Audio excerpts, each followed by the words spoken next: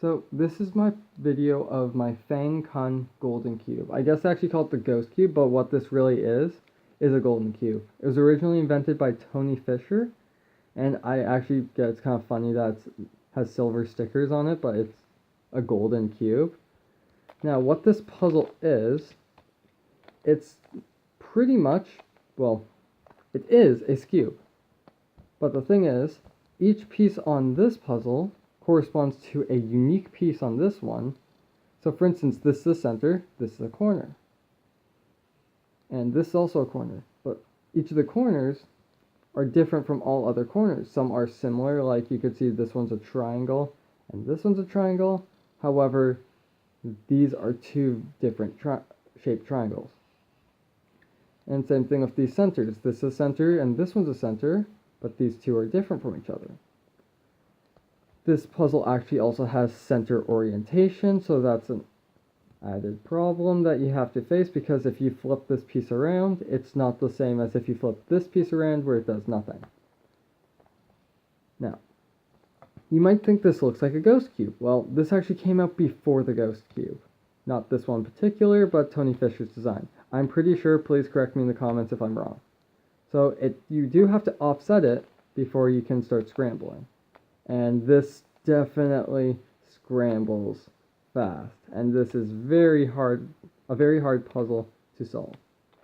It is also stiff though. The turning is not what I was expecting. It doesn't have any ball bearings or magnets, so it has no clicking mechanism. This is actually a really cool case with the center because it's done the exact same size all around. So it has no specific orientation, which is supposed to create a parity with another, sorry, did I say center? I meant corner, although it is in the center. It does create a parity with other corners. So that's supposed to be a problem, but the thing is, first off, there's grain on the sticker, so you could see what direction it has to be facing, so that really isn't a problem. Also, if you know that one piece is out of whack, you know why. So you know that this is the cause. Actually, funny thing about Skewbs is half of the corners actually technically are centers, and the centers technically are edges. If you look at how the mechanism's designed, it's a 4-axis mechanism based around 4 of the corners, like, these two and these 2 corners are parts of the mechanism on this Skewb. However, these ones are actual corners, so that are free floating, and these pieces right here are the centers. So yeah, it's like these are the corners, these are the centers, and this is an edge. So it's kind of weird. So anyway, this puzzle is very difficult to solve. Conceptually, it's probably the hardest puzzle I have. Otherwise, it's no different from a Skewb Shapemod where all the centers and corners have orientation, and there are no interchangeable parts.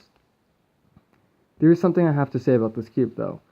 I've had problems with minor popping. I think this piece in particular I haven't had a problem with in a while. It was one of the corners. The cap comes off, which is annoying during a solve, but it's not that big of a deal. And for the edges, centers, they actually fall out sometimes, because you're doing a lot of misshaping and you don't really know when things might turn. You think things line up, but they don't, so you might knock a piece out.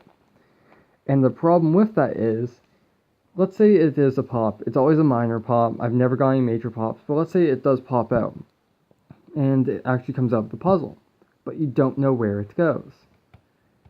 Like in what orientation it goes, do I mean? Well, depending on where you are in the solve of the puzzle, you might not be able to figure out whether or not which way it needs to go back in. So then you have to disassemble the entire puzzle and put it back together, which takes a long time to do. I've noticed that the problem is the kind of like, what would be, these torpedoes that this puzzle actually does kind of have. They are not as long as they could be, so I guess that's the problem. But fortunately, the internal pieces of the puzzles actually have letters on them that give an indication of their placement on the puzzle, so it's pretty good. So either from that minor popping and the poor turning, you shouldn't be speed cubing this anyway. It really isn't meant for that. It actually is a decent puzzle. It does have a slight bit of corner cutting, although if I were you, I would not try that.